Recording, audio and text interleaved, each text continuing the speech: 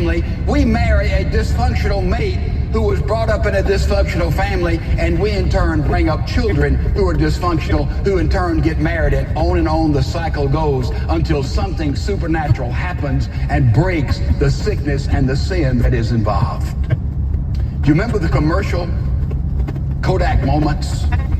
Well, that had a tremendous commercial, I thought, and here's a father, and he's coming out with a baby in his arms that has just been born. He has on the medical green suit, and he comes out with a baby, and click, Kodak moment.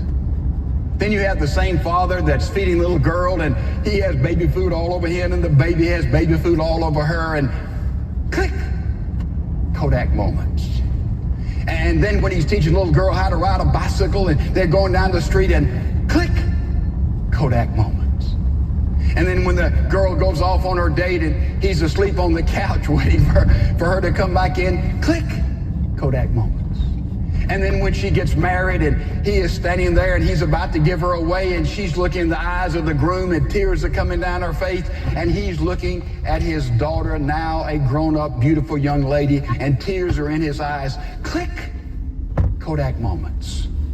You can take those Kodak moments in your life and in your family as you were being brought up, as you were bringing up children in the future, and you can determine a great deal about the character and the personality of that family person, of that particular individual. Let's take Jacob, and we'll look at him more next week and see how the dysfunctional aspect of his family and his upbringing and his marriage relationships and the bringing of his children. But we'll look at it briefly, and we'll try to determine something about the personality of Jacob in these Kodak moments. First of all, let's look at Genesis chapter 25. Don't open it in your Bibles. Don't open it in your Bibles, but you can read it. In Genesis chapter 25, Jacob's twin brother Esau was coming home from hunting, and he was starving. He felt like he was starving to death. And he says, Jake, give me some of that stew. And Jacob says, if you'll sell me your birthright.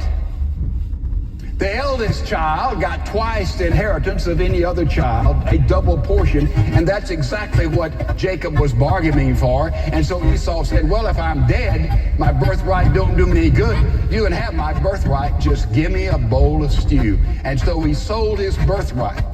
Jacob now bought that inheritance. Click, Kodak moment. Jacob the opportunist. Move ahead a little bit. Isaac, Jacob's father, is dying. Esau goes out to get some wild game to feed him his special broth, his special stew. Along with his mother, Rebecca, they come and they do a whole serenade here, and they pass Jacob off as Esau with hair on his arms, remember? And finally the dying father who couldn't see said, is this Esau, the one whom I'm to give the covenant blessing to?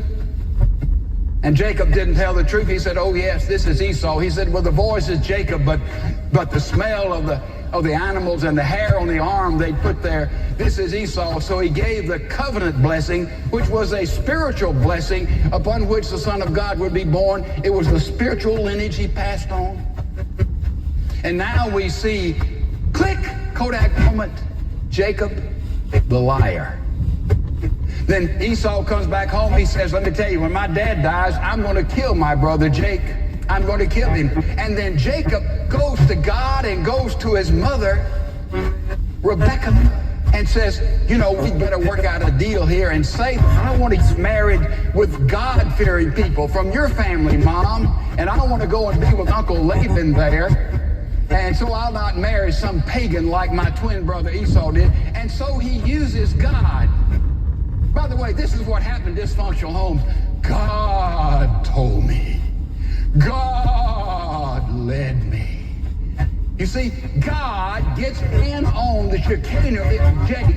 He leaves home because he knows that Esau is going to kill him, and he acts like God is a part of the conspiracy along with his mother, who's just as duplicitous or more so than he is.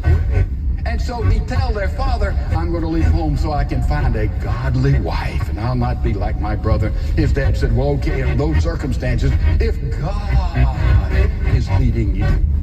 Click that moment, Jacob the manipulator. And then Jake goes off and he gets married and he's there with his father-in-law and he says, how are you going to pay? He says, oh, just give me the speckled sheep and the spotted goats. And you can have all the healthy goats, and most of them were not speckled and spotted. But you see, Jacob had found a way to breed even in that day where the healthy sheep and goats would come out speckled and spotted. And so before long, he had most of the flock. He was a wealthy man, and his father-in-law had very little. Click, Jacob the shrewd. Kodak moment. So you see old Jacob there in the Bible very clearly. And you go through and you say, click, Jacob the opportunist. Click, Jacob the liar. Click, Jacob the manipulator. Click, Jacob the shrewd. Does anybody want to go in business with Jake? Would you like to be his wife? Oh, he had a lot of money, a lot of prestige. You see what happened in his life that's dysfunctional, and we'll see next week what happened with his children. And you can look at your life as I've looked at my life. Click, go that moment. Click, go that moment. Click, go that moment. And before long, you have a file, you have a dossier, you have a tendency, you have a whole stream of evidence to see that this is why I'm like this, and this is the problem in my life. In these Kodak moments. And so we see the problem. Number one in America, dysfunctional families. Yeah. Families functioning dangerously. Do you think we don't cover many families here today. Anyway, maybe. You see, the picture is so graphic. Think it. Because his picture's on the case. They just took that Let's picture. look at the prescription. Nothing to do with it. And we're going to be dealing with it in the ensuing weeks and months. Probably. What is the prescription? Stuff. It's our scripture. Yeah, but I think cake was more expensive. Yeah. Oh yeah. We as parents have to Don't eat my face. understand we are in the training business. It is. I'm self-checkout. Train the child in the way it should go. Can't do it if you- Involved in training. I want us to look at three things. First of all, you have to Find out. model it. What am I talking about? If you're going to train, you have to first of all have in your life the Lord Jesus Christ. Are they really You gonna have put to you have in? in your life that I He don't know. is the highest priority in what you do. You know, the main problem with those who name the names of Christian in this church is the problem of If you try it faithfulness. a lot of times, you Our problem is we're too fluent. No, definitely not. Our problem is there are too many homecoming football games.